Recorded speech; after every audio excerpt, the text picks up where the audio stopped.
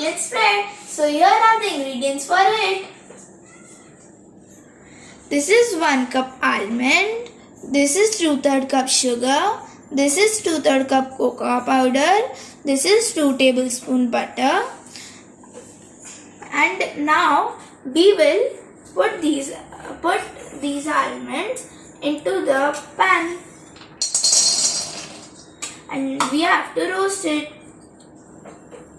Keep the flame medium. So guys, it's been 5 to 6 minutes and our almonds have totally roasted. Now we will remove it in a plate. So guys, now as you can see, after 5 to 6 minutes, our almonds will start looking like this. So now we will take 2/3 cup of sugar and put it in the mixer jar. And then we will grind it. Make sure you pack this properly. After putting this, we will just grind it.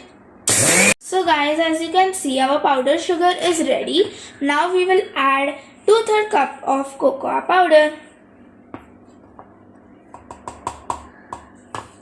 And then we will mix it again.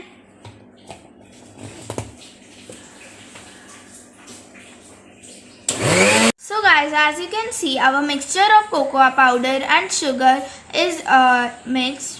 So now we will put it in a bowl. So guys, now we have removed this mixture and now we will put the almonds into the mixer jar. Guys, now as you can see, I have filled the mixture jar. Now we will close it and then we will carefully place it and then grind it. So guys, as you can see, it will be something like this. It is kind of lumpy. This is the consistency. Now we will add 2 tablespoons of butter.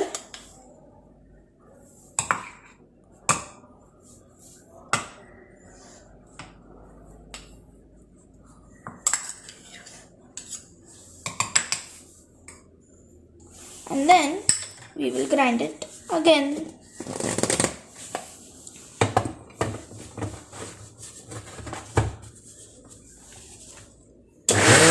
So guys, after grinding, your consistency should be like this. Now I am putting cocoa powder and sugar mixture.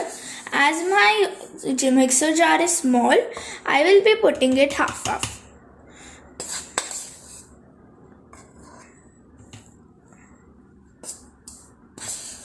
If your mixer jar is big, then you can put the whole quantity.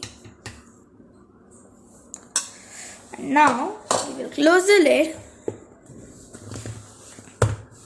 and then mix and then grind it. So guys, as you can see, my consistency is really dry. It's really powdery and we need it real smooth. So now I'm going to add butter.